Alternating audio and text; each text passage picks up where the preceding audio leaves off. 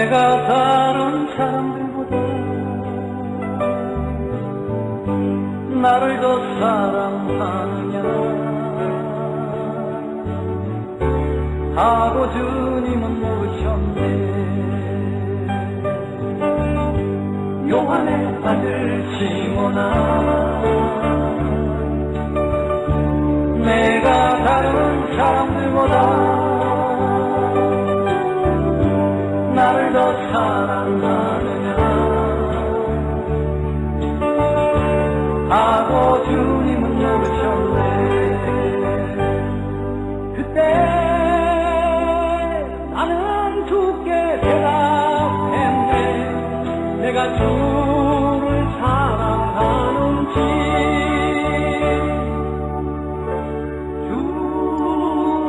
주님께서 아십니다.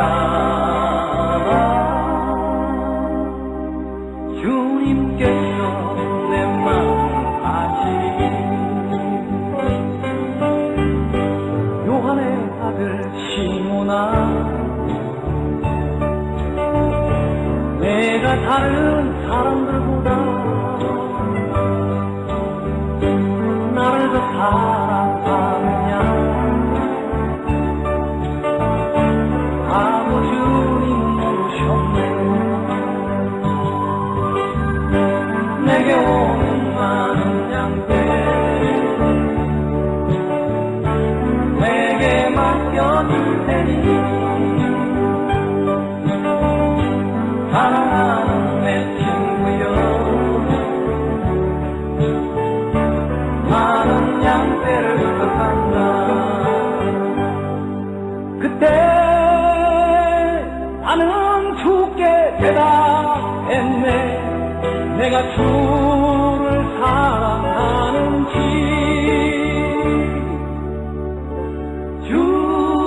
주님께서 아십니다.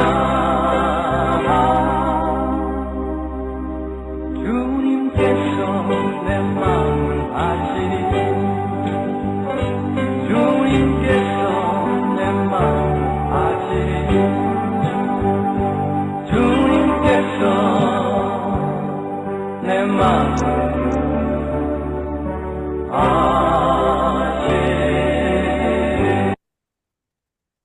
2025년 9월 29일 KWMI 세계선교사 새벽 기도회 예배를 드리겠습니다. 다 같이 묵상하시겠습니다. 왕이신 나의 하나님이여, 내가 주를 높이고 영원히 주의 이름을 송축하리이다.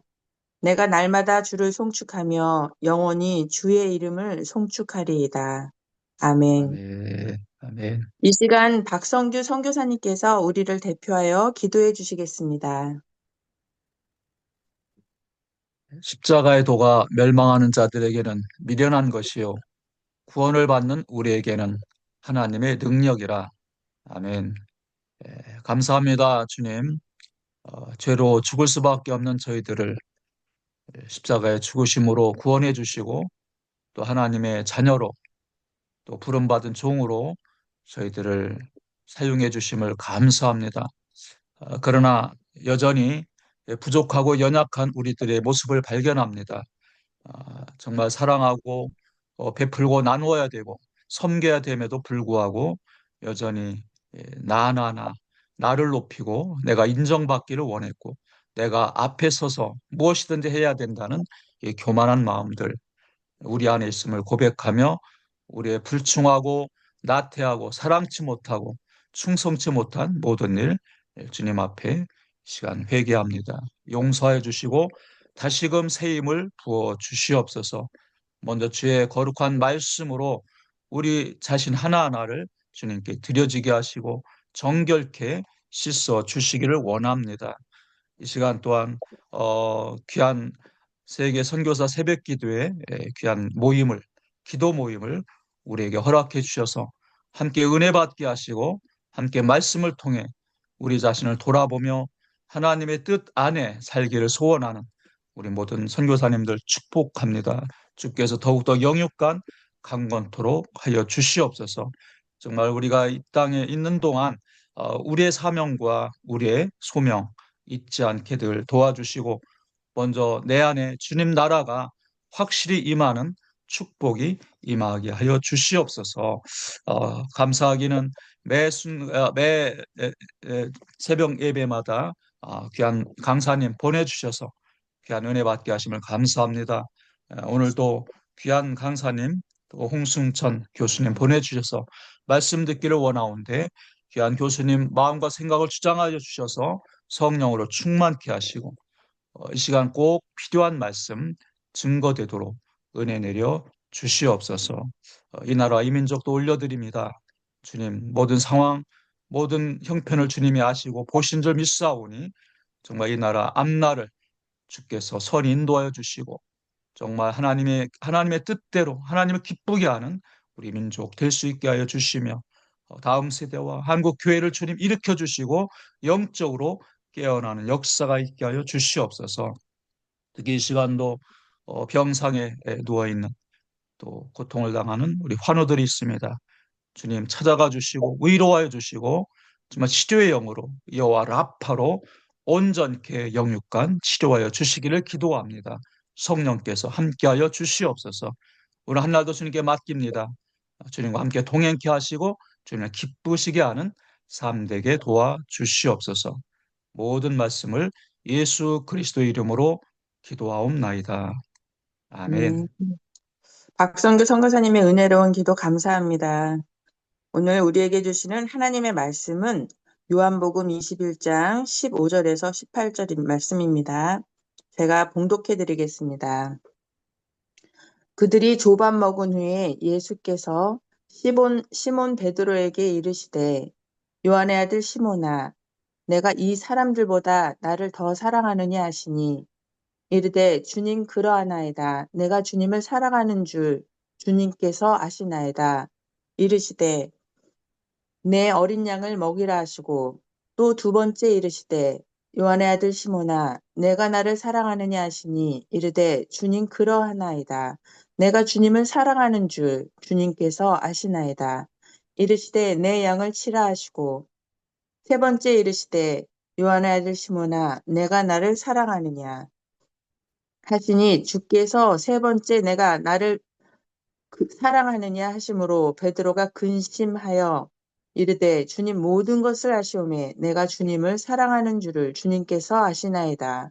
예수께서 이르시되 내 양을 먹이라. 내가 진실로 진실로 내게 이르노니 내가 젊어서는 스스로 띠띠고 원하는 곳으로 다녔거니와 늙어서는 내 팔을 벌리리니 남이 내게 띠띠우고 원하지 아니하는 곳으로 데려가리라. 아멘. 이 시간 기도할 수 있는데 왜 걱정하십니까? 라는 제목으로 특성이 있겠습니다.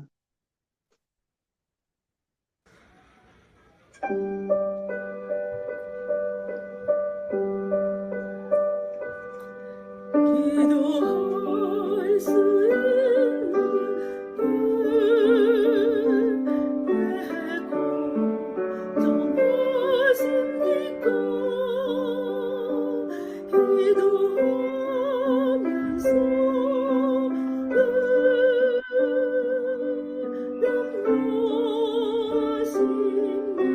염려하십니까?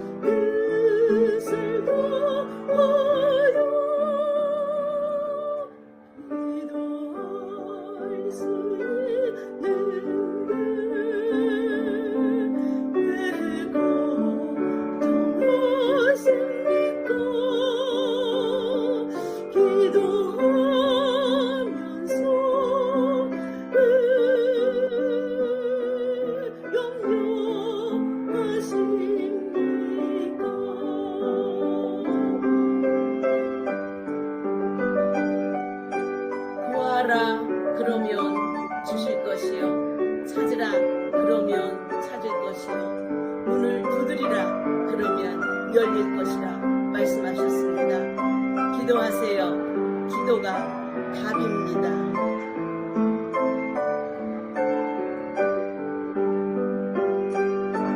주님 앞에 무릎 꿇고 간구해 보세요.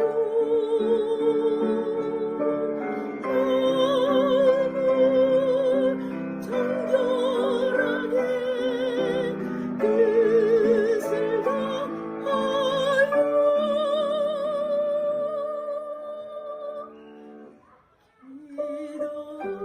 기도할 수 있는 왜 걱정하십니까?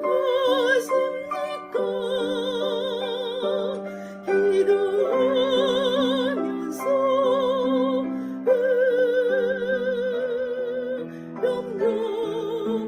염려하십니까? 기도하면서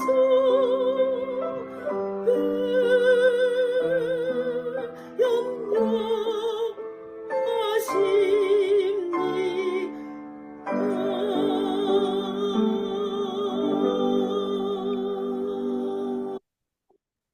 아름다운 찬양 감사합니다.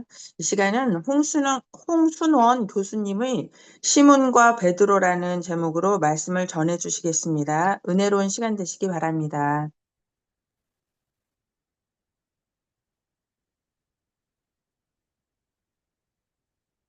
전 세계 복음의 최전선에서 하나님의 영광을 나타내시는 여러분에게 감사와 축하의 말씀을 드립니다. 여러분, 우리가 많이 부르는 찬양 가운데 그런 찬양이 있죠. 주 내게 부탁하신 일, 천사도 흠모하겠네. 사람이 하는 일 가운데 가장 위대하고 복된 일은 하나님의 영광을 나타내는 일이라고 생각합니다. 여러분이 전 세계에 흩어져서 하나님의 말씀을 전하는 그 일을 천사들도 부러워하는 줄로 믿습니다.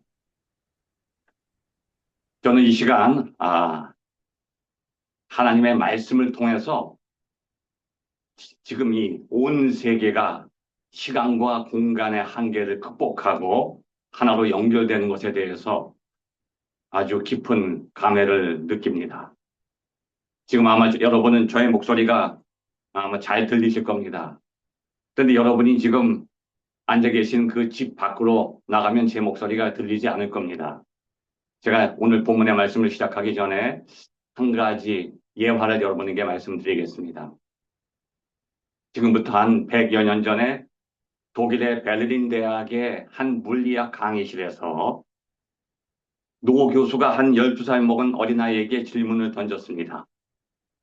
얘야, 지금 저 높은 알프스산 꼭대기에 사람이 살지 않는 산 꼭대기에 큰 나무가 있는데 그 나무가 쓰러졌단다. 소리가 났겠느냐? 그때 이 어린 소년이 대답했습니다. 소리가 나지 않았죠. 왜 나지 않았니? 그때 이 소년이 대답했습니다. 듣는 사람이 아무도 없었기 때문입니다. 소리라고 하는 것은 우리 귀가 포착할 수 있는 음파의 범위를 말합니다. 너무 고주파는 우리가 듣지 못합니다. 너무 저주파는 우리의 귀에 포착이 되지 않죠. 그래서 소리가 있는지 없는지보다 더 중요한 것은 우리가 그 소리를 들을 수 있는가입니다. 지금도 하나님은 천둥보다 더 큰 목소리로 우리에게 말씀하고 계십니다. 하나님의 말씀이 울려 퍼지지 않기 때문이 아니라 듣는 귀가 어두워졌기 때문이죠. 지금 저의 목소리도 이 건물 밖으로 나가면 들리지 않습니다. 그러나 우리는 줌을 통해서 제 목소리를 여러분 모두가 다 들을 수 있죠. 그런데 제 생각에는 저의 목소리가 지구를 넘어서 온 우주로 울려 퍼지고 있다고 저는 생각합니다. 비록 저의 목소리는 작지만 제 목소리를 온 우주를 창조하신 전능하신 하나님께서 지금 듣고 계신다고 생각합니다. 하나님의 침묵 속에서도 하나님은 말씀하십니다. 이 시간 말씀을 통해서 우리의 영의 귀가 열리고 지금도 우리에게 말씀하시는 하나님의 음성을 우리가 들을 수 있게 되기를 간절히 소망합니다. 오늘 본문의 말씀의 배경은 21장 1절부터 잘 나타나고 있습니다. 이제 예수님께서 부활하셨습니다. 이제 제자들 앞에 나타나셨습니다. 그런데 제자들은 부활하신 주님을 직접 목격했는데 아직 그 부활의 믿음이 그들 안에 아직 싹을 틔우지 못하고 있습니다. 그래서 본문에 보면 21장 3절에 보면 그런 말씀이 나오죠. 시몬 베드로가 나는 물고기 잡으러 가노라 하니 그들이 우리도 함께 가겠다 하고 나가서 배에 오르고 있습니다. 벌써 오래전에 예수님께서는 물고기를 잡다가 그물을 기우고 있는 베드로에 가서 예수님께서 말씀하셨습니다. 베드로야, 이제 더 이상 너는 물고기를 잡는 어부가 아니라 사람을 낚는 어부가 돼야 된다. 그렇게 말씀하셨죠. 그리고 물고기 잡는 일을 다 버리라고 말씀하셔서 베드로는 그 일을 다 버렸습니다. 그런데 베드로와 제자들의 마음속에 너무나 깊은 절망이 아직도 자리 잡고 있지요. 주님께서 죽으셨다고 하는 그런 자신들의 인간적인 경험이 그들을 지배하고 있습니다. 그래서 이제 다시 베드로는 자신이 던져버렸던 세상 일로 돌아가 있습니다. 하나님께서는 사람을 먹이라고 하는, 사람을 낚는 그러한 놀라운 사명을 주셨는데 제자들은 그 사명을 잊어버리고 다시 사명을 팽개치고 자신들의 인간적인 직업으로 돌아가 있지요. 그런데 놀라운 일이 생깁니다. 베드로와 제자들이 밤새도록 그물을 던졌는데 한 마리도 잡지 못합니다. 이것도 기적이죠, 여러분.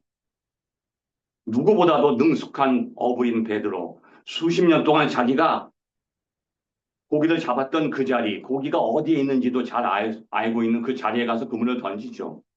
그리고 갈릴리 호수는 세계에서 많은 호수 가운데 가장 고기가 많다고 그렇게 알려져 있지요. 물 반, 고기 반, 눈을 감고 던져도 많은 고기가 잡히는 그러한 곳인데 밤새도록 한 마리도 잡지 못했습니다. 이것도 놀라운 기적이죠. 아무런 능력이 없는 사람이 어떤 일에 성공하는 것도 기적이지만 자신이 가장 잘할 수 있는 일에서 실패하는 것도 기적이죠. 밤새도록 이 제자들은 처절한 실패를 맛보고 있습니다. 가장 자신이 잘하는 일에서 실패했을 때 그 절망과 고통은 더 크게 되는 거죠. 그런데 바로 그때 예수님께서 그들에게 나타나십니다. 부활 후 세 번째 나타나시는 거죠. 그리고 본문 말씀에 보면 예수께서 이제 먼저 질문을 던지십니다. 21장 5절 말씀 보면 얘들아 너희에게 고기가 있느냐? 한 마리도 잡지 못한 것을 이미 예수님께서는 알고 계시죠. 마치 창세기에 보면 아담을 향해서 아담아 네가 어디 있느냐? 아담이 숨어 있는 것을 보고 계시면서 그런 말씀 던지시는 거예요. 그것은 아담이 선악과를 따먹은 것을 모르시는 게 아니라 아담으로 하여금 자기 자신을 돌아보게 하시는 거죠. 너희들에게 고기가 있느냐? 그리고 다시 말씀하시죠. 배 오른편에 던지라. 그리하면 잡으리라. 그런데 그들이 그물을 던졌는데 그물이 찢어지게 고기가 잡히는 거예요. 그런데 아직도 그들은 주님을 알아보지 못해요. 그런데 그때 그 기적을 경험했던 요한이 옆에서 이런 일을 하실 수 있는 분은 주님밖에 없구나. 이것을 깨닫고 주님이시다. 그렇게 외칩니다. 그때 베드로가 깜짝 놀라죠. 주님이시다 하는 말에 그냥 옷을 입지 않은 채로 그냥 바다로 뛰어듭니다. 왜 그랬을까요? 이 주님이 반갑기보다는 너무 주님 앞에 이런 죄송한 죄의식이 꽉 차 있죠. 내가 주와 함께 죽을지언정 주를 버리지 않겠나이다. 그렇게 고백을 했어요, 베드로가. 주와 함께 죽어도 안 버립니다. 그리고 나머지 듣고 있던 제자들도 다 우리도 그렇게 하겠습니다. 고백을 했는데 예수님께서 네가 얼마 안 가서 나를 3번 부인할 것이다. 그 말씀을 하셨는데 베드로는 아닙니다. 절대로 그렇게 하지 않겠습니다. 그렇게 자기가 고백을 하고 결국 주님을 3번 부인했죠. 그래서 예수님을 만났을 때 그 죄송한 마음 때문에 베드로는 그냥 얼떨결에 바다로 뛰어들었어요. 그리고 이제 육지로 와서 그 물을 내려보니 물고기가 산더미처럼 쌓여 있죠. 그런데 참 놀라운 장면이 여기 나타나요. 여러분, 이 본문의 말씀을 한번 머릿속에 이게 장면을 상상해 보시기 바랍니다. 그렇게 사랑하고 존경했던 예수님께서 부활하셔서 바로 옆에 계시는데 어느 누구도 가까이 가서 예수님께 인사를 드리고 예수님의 손을 잡고 반가워하지 않아요. 아무 말 없이 조용히 침묵을 지키고 있죠. 그 침묵 속에 아주 중요한 의미가 있습니다. 감히 예수님 앞에 자신들이 나서지 못하는 거예요. 왜냐하면 가룟 유다뿐이 아니라 12명의 제자가 다 예수님을 버렸던 것이죠. 그래서 그 죄송스럽고 죄된 마음에 고개를 숙이고 그냥 물고기만 쉬고 있는 거예요. 그런데 예수님께서는 그들을 위해서 이 숯불에 고기를 구워 놓으시고 그들을 기다리고 계신 거죠. 이 베드로는 너무나 그 죄의식이 커서 감히 예수님 앞에 얼굴을 들지도 못하고 고개를 숙이고 있어요. 그런데 예수님께서 베드로를 향해서 다가오고 계시는 거예요. 그리고 처음으로 입을 여는 거예요. 부활 후 3번째 나타나셔서 이제 드디어 베드로에게 입을 여셨어요. 그리고 제일 먼저 하시는 말씀이 뭐냐 하면 야, 베드로야 네가 그럴 수 있냐? 네가 나의 수제자인데 네가 누구보다도 모욕적인 말로 나를 욕하고 나를 부인할 수 있느냐? 내가 너무 상처를 받았다. 이러한 아픈 마음을 고백하시는 줄 알았는데 전혀 엉뚱한 말씀을 하시죠. 시몬의 요한의 아들 시몬아, 네가 나를 사랑하느냐? 놀라운 질문이에요. 전혀 예상치 못했던 질문이죠. 그런데 우리 한글 성경을 보면 똑같은 말이 3번씩 반복되는 것으로 그렇게 나오죠. 근데 이 본문 속에 아주 깊은 의미가 담겨 있습니다. 아니, 숨겨져 있지요. 하나님의 말씀은 겉으로 드러나 있는 그 언어를 넘어섭니다. 우리 눈에 들어오는 그 말씀 속에 깊은 의미가 숨겨져 있어요. 그래서 제가 이 본문을 헬라어로 다시 한번 이 칠판에다 간략하게 요약을 했습니다. 한글 성경에는 3번의 질문과 3번의 대답이 똑같이 반복되고 있지만 헬라어 원문을 보면 질문과 대답이 다르고 그 질문에 사용하는 단어들이 다 바뀌고 있습니다. 그래서 제가 한번 칠판을 사용해서 설명을 드리겠습니다. 첫 번째 질문은 보면 아가파오라고 하는 질문을 합니다. 시몬 요안누 아가파스 메 레온 투톤. 그때 이제 베드로의 대답이 나오죠. 나이 퀴리에 시 오이다스 호티필로세. 주님의 질문은 아가파오고 베드로의 대답은 오이다라고 하는데 이 헬라어 단어 속에 아주 깊은 의미가 담겨 있죠. 제가 한번 그 헬라의 본문을 한번 직역해 보겠습니다. 요한의 아들 시몬아, 내가 너를 사랑하는 그 사랑을 너도 나에게 줄 수 있느냐? 그때 시몬이 대답합니다. 주님, 절대로 저는 그렇게 할 수 없습니다. 저는 다만 끝없이 시시각각 변하는 연약한 인간의 모습으로 주님을 사랑할 뿐입니다. 그것을 제가 꼭 대답해야 되겠습니까? 제가 대답하지 않아도 주님은 지금 내 마음을 뚫어보고 계십니다. 이미 주님은 다 알고 계십니다. 그때 이제 동사를 오이다라고 하는 동사를 쓰는데 헬라어의 모든 동사는 현재형이 오메가로 끝납니다. 그러니까 오메가라는 뜻은 끝이에요. 마침표예요. 마침표. 그러니까 그것으로 끝난다는 얘기죠. 그런데 그 많은 헬라어의 동사 중에 단 하나의 동사가 독특한 모습을 가지고 있죠. 바로 오이다라고 하는 동사예요. 어미가 현재형 오메가가 아니고 과거형입니다. 과거형을 쓰는 거예요.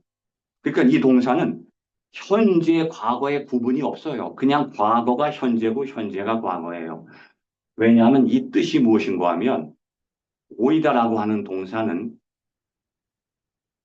보고, 배우고, 경험해서 안다는 뜻이 아니에요.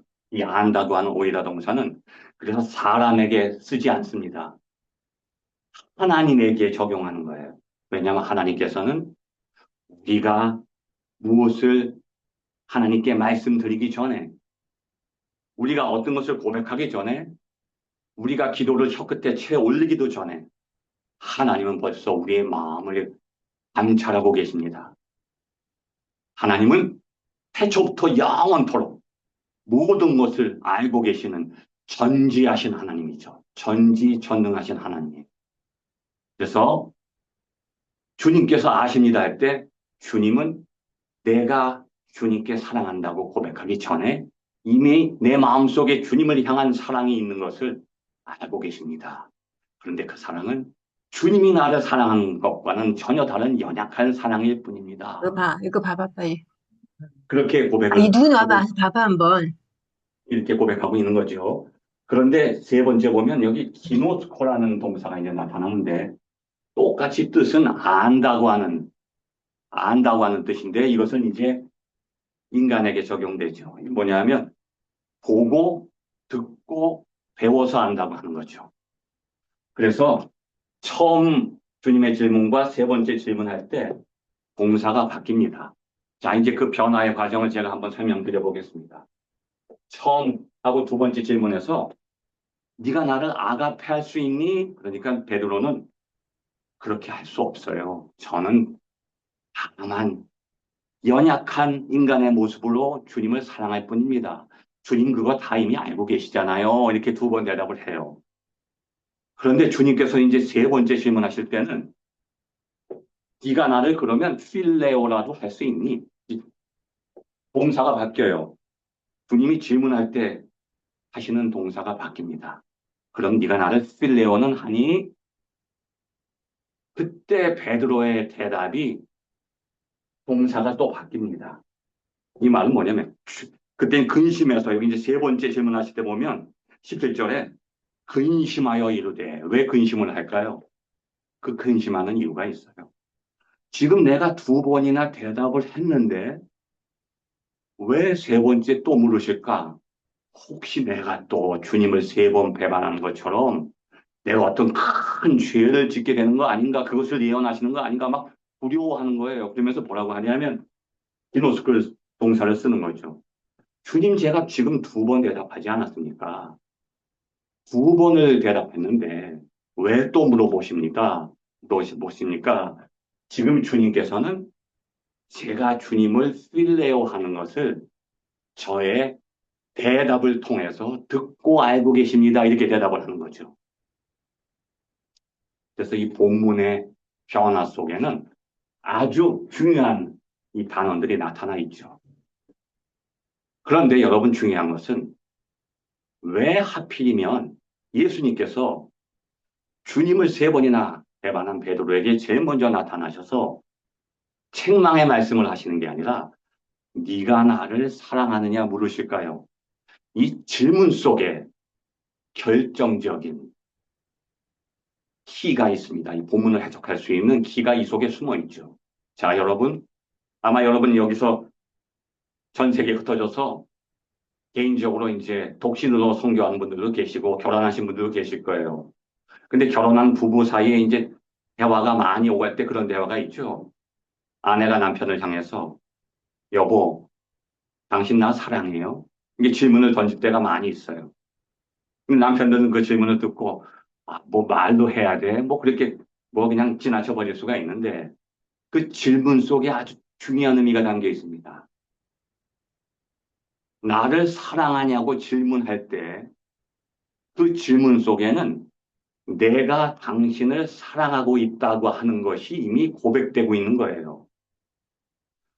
어느 누구에게도 그 질문은 던질 수 없습니다. 길 가는 사람에게 나 사랑합니까? 물어보면 그 사람은 정신병원으로 가야 되죠.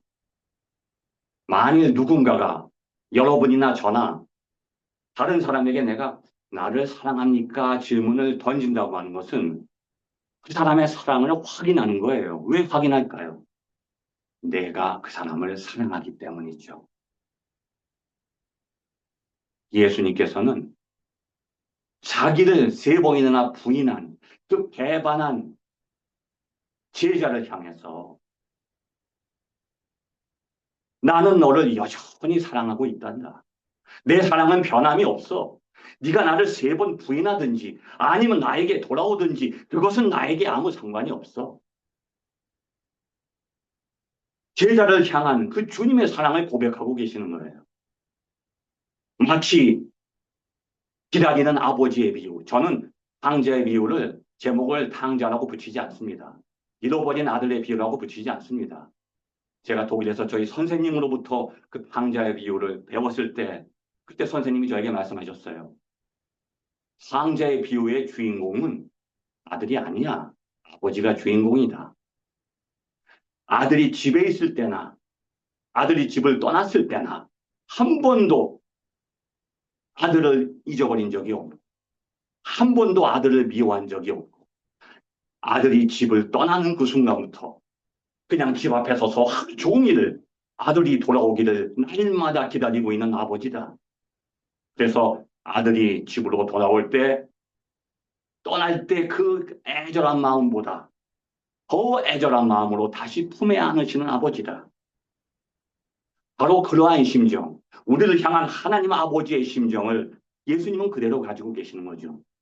그리고 그 베드로에게 그걸 나타내신 거예요. 베드로야, 너무 나에게 그런 죄의식을 갖지 마라. 나는 너를 여전히 사랑하고 있단다. 그 예수님의 사랑의 고백이, 사랑의 질문이라기보다는 그 사랑의 고백이 베드로의 마음을 움직이는 거예요. 그리고 베드로가 사랑한다고 고백하는 그 연약한 고백. 저는 너무나 연약한 인간의 사랑으로 주님을 사랑할 뿐입니다. 그런데 예수님께서는 그 사랑을 귀하게 봐주시는 거죠. 그리고 베드로에게 놀라운 축복을 주시는 겁니다. 내 양을 먹이고 내 양을 쳐라. 여러분, 이거보다 더 큰 축복이 없어요. 주님께서 양을 맡기시는 거예요. 그런데 여러분, 양을 무조건 맡았다고 그 축복을 누리게 되는 게 아니에요. 축복이라는 말 속에는 사명이라고 하는 의미가 숨겨져 있어요, 여러분. 이거 아주 중요합니다. 하나님의 복은 그냥 돼지에게 던져주는 게 아닙니다. 돼지는 그 복을 느끼지 못하죠. 하나님이 우리에게 복을 주셔도요, 우리가 그 복을 받아 누리지 못하면 그 복은 복이 아니라 저주가 될 수도 있어요. 여러분, 창세기 12장 1절 말씀 보면 하나님이 아브라함에게 복을 주십니다. 아브라함아, 너는 복이 되리라. 복을 받아라가 아닙니다, 여러분. 기독교는 복을 받는 종교가 아니에요. 우리가 착각하는 거예요. 세상적인 이건 저급한 기복신앙이 기독교 안으로 들어온 거지. 기독교에서는 복을 구하라고 받으라고 그러지 않아요. 네가 복이 되리라. 네가 복이 되리라. 복이 돼야 돼요. 그래야 복 받으러 쫓아다니지 않아도 내 안에서 복이 넘쳐나죠. 그리고 나만 복을 받는 게 아니고 나를 통해서 많은 사람들이 복을 받게 되는 거예요. 그래서 여러분은 바로 그 복을 전하는 분들이에요. 전하기 위해서 내 안에 복이 있어야 돼요. 넘쳐나야 돼요. 이게 바로 우물가 여인의 이야기와도 연결이 돼요. 날마다 우물가에 가서 물을 기르러 다니는 것은 끝없이 반복되는 거예요. 근데 예수님께서 내가 생명의 물이다. 내가 주는 물은 영원히 목마르지 않는다. 그 말씀을 받는 순간 이제 내가 물을 기르러 다니는 인생이 아니라 내 안에서 물이 솟아나오는 인생이 되는 거예요. 그래서 두레박을 집어 던지게 되는 거죠. 그런데 복이라고 하는 것은 그 귀한 것을 그냥 나에게 던져주시는 것이 아니라 내가 그것을 받아서 누려야 돼요. 그래서 하나님께서는 아브라함의 복을 주실 때 네가 복이 되리라 하시면서 무슨 말씀을 하시냐면 본토 친척 아비 집을 떠나라. 본토 친척 아비 집을 떠나고 두 번째 명령은 내가 약속한 곳으로 가라. 떠나라. 가라. 이 두 명령을 네가 지킬 때 너는 복이 된다. 항상 축복과 사명은 붙어 있어요. 그래서 복이라고 하는 히브리어의 단어를 보면 바라크라고 하죠. 바라크. 바라크와 같은 어원을 가진 단어가 뭐냐 하면 무릎이에요. 무릎. 여러분 무릎이 뭡니까? 무릎은 순종을 의미하죠. 기도한다는 뜻도 되지만 무릎은 순종이에요. 하나님의 말씀 앞에 순종할 때, 순종함으로써 내가 그것을 실천할 때 그것이 나의 복이 된다는 거예요. 그런데 아브라함은 그 말씀을 듣고 완전히 순종하지 않았어요. 약속한 곳으로 가지 않고 아버지의 꼬임에 빠져서 하란으로 가죠. 아버지를 버리고 오라는 뜻인데 우상을 만드는 아버지를 데리고 가면 우상을 그대로 자기가 만드는 직업을 이어받게 돼요. 우상을 버려야 돼요. 그런데 하란으로 가면서 아직 복이 나의 복으로 완성되지 않는 거죠. 베드로에게 놀라운 축복을 주시는 거예요. 네가 내 양을 먹이라. 그런데 조건이 있습니다, 여러분. 지금 여러분에게 드리는 이 요한복음 기자의 축복의 말씀이에요. 저는 대신 전해줄 뿐이에요. 여러분을 향한 약속의 메시지이기 때문에 제가 이 시간 서서 전한 겁니다. 여러분은 베드로와 같은 축복을 받은 사람이죠. 많은 양들을 먹이고 치는 거예요. 많은 영혼들을 하나님께로 인도하는 거죠. 그런데 그 사명을 감당하기 위해서는요, 하나의 조건이 있어요. 유일한 조건이에요. 다른 조건은 필요 없어요. 아마 여러분 전 세계 흩어져서 지금 선교하시다 보면 경제적 어려움도 있을 거예요. 건강상의 어려움도 있어요. 환경적인 어려움이 많이 있을 겁니다. 그런 것들이 해결되는 게 선교를 위한 결정적인 하나의 조건이 된다고 우리가 생각할 수도 있지만 본문에 보면 딱 하나만 있으면 된다는 거예요. 네가 나를 사랑하느냐. 네가 나를 사랑하느냐. 이 말씀이 이미 구약에서도 많이 예시돼 있어요. 스가랴서에도 나오지만 나는 목자다. 하나님께서 나를 목자라고 말씀해요. 내가 목자인데 내가 내 양을 맡겼는데 너희들이 내 양이 어디 갔나 보니까 양을 치는 게 아니라 양을 다 잡아먹어버렸구나. 양이 다 어디 갔냐? 목자는 두 종류밖에 없어요. 주의 종은 두 종류밖에 없어요. 하나는 뭐냐? 양을 먹이는 주님의 종이 있죠. 양을 먹여서 건강하고 살찌우고 푸른 초장으로 인도하는 종이 있지만 또 다른 종은 뭐냐면 양을 먹어요. 이게 구약에 그대로 예언이 돼 있어요. 너희들이 내 양을 다 먹어버렸구나. 양을 먹든지 먹이든지 하는 거예요. 그럼 그게 갈라지는 근거가 뭐냐? 내 마음속에 주님을 사랑하는 마음이 있어야 돼. 주님을 사랑하는 마음을 가진 자만이 주님의 양을 먹일 수 있다고 하는 말씀이죠. 근데 그 마음이 없으면 먹이는 것이 아니라 먹게 돼요. 사람은 둘밖에 없어요. 중간은 없습니다. 하나님의 영광을 드러내는 사람이 있고 하나님의 영광을 가리는 사람이 있어요. 불신자들이 가리는 게 아니에요. 제일 앞에 서 있는 지도자가 주의 종이 영광을 가리는 거예요. 왜냐하면 그 속에 주님을 사랑하는 마음이 없기 때문이죠. 저는 본문의 말씀을 볼 때마다 마음속에 찔리는 게 있어요. 여기 보면 마지막 28절 말씀 보면 누가 너를 띠띠우고 원치 않는 곳으로 데려가리라. 놀라운 축복이죠, 여러분. 여러분 잘 아실 거예요. 어떤 축복입니까? 순교의 축복이에요. 이 축복은 아무에게나 주어지지 않아요. 전 그래서 과거에는 기도할 때 주님, 제가 지금부터 한 10여 년 전에는 전 세계에 이제 선교사들 파송하는 세계 선교 훈련 원장을 했어요. 그래서 학생들에게 이제 선교 오주로 많이 다니면서 제가 겪은 것은 주님, 저는 선교에는 자신이 없어요. 특히 저는 순교는 못합니다. 모든 것은 제가 다 감당하겠지만 저에게는 순교의 축복은 주지 마세요. 저는 감당이 안 돼. 이렇게 기도한 적이 있는데 최근에는 제가 이제 여러 번 심장 수술을 받고 이제 죽음의 고비를 넘기고 보니까 이게 너무 부럽다. 너무 부러운 거예요. 순교하는 분들.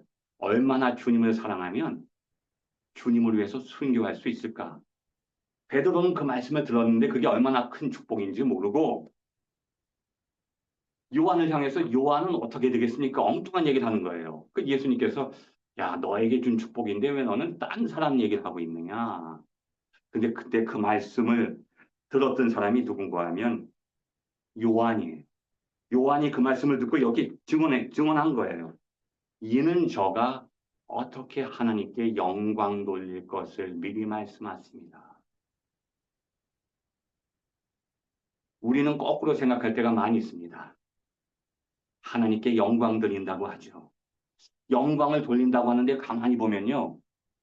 영광을 돌리는 게 아니에요. 입은 그런데 내가 영광을 받고 있어요. 내가 어디서 상을 받는다든지 유명한 자리에 큰 자리에 오른다든지 내가 큰 축복을 받았을 때 이 영광을 하나님께 돌린다고 우리는 많이 얘기하죠. 그런데 가만히 보면요. 하나님께 영광을 돌리기 전에 지금 내가 영광을 받을 때가 많이 있어요. 그래서 갈라디아서 1장 10절 말씀 보면 사도 바울이 고백합니다. 내가 사람에게 좋게 하랴 하나님께 좋게 하랴. 내가 사람에게 좋게 했다면 그리스도의 종이 아니니라. 그리스도의 종은요. 사람의 박수 소리를 받는 사람이 아니에요. 하나님께 칭찬받는 사람이죠. 근데 많은 사람들이 저도 그래요. 사람들이 박수치고 사람들이 나에게 영광을 돌리면 그 영광에 취해서 하나님을 잊어버릴 때가 많이 있어요. 그때 우리는 하나님의 책망 소리를 들어야 돼요. 너는 그렇게 하면 안 된다. 네가 내 곁을 떠나는구나.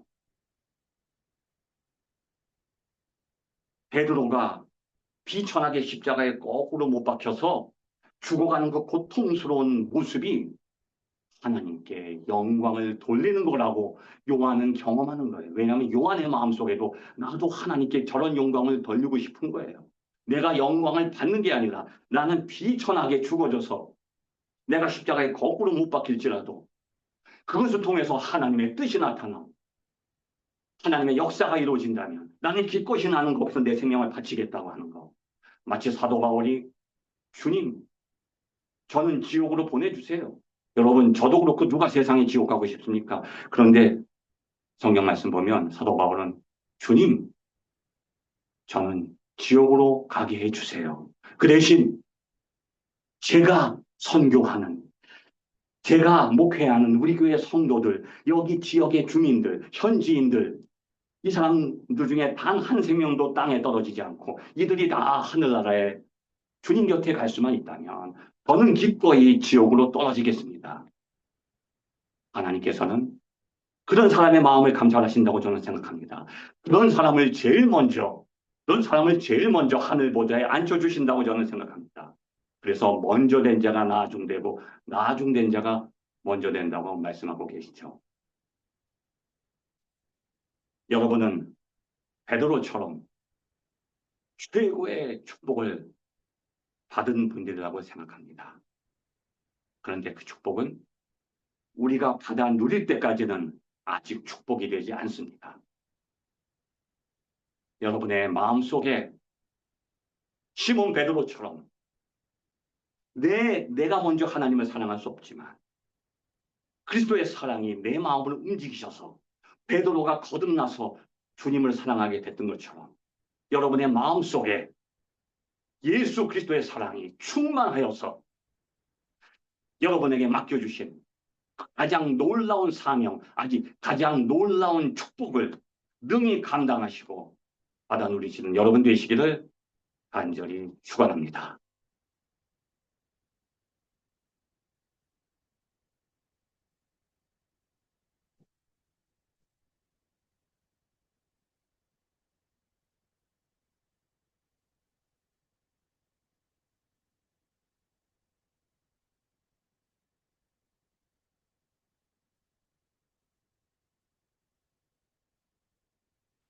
예, 할렐루야, 감사합니다. 주께서 오늘도 우리 사랑하는 교수님을 통해서 귀하고 아름다운 말씀으로 우리를 깨우치시고 인도해 주셔서 감사합니다. 그러니까 이 말씀 앞에 믿음으로 반응하고 이 말씀 앞에서 우리의 삶을 고백하는 저희가 되기를 원합니다. 같이 주님을 외치고 기도하시겠습니다. 주여, 주여, 할렐루야, 아버지 감사합니다. 아멘. 주님 오늘도 함께 하나님의 하시고 역사해 사랑하는 주시오. 하나님 하나님의 만나 종을 주시옵시고 통하여 하나님 하나님 죄를 도와주시고 역사해 깨워주시고 주시오. 하나님 하나님 왕을 이름을 부르시고 함께 감사를 해주시오. 드립니다. 아버지 하나님 하나님 도와주시고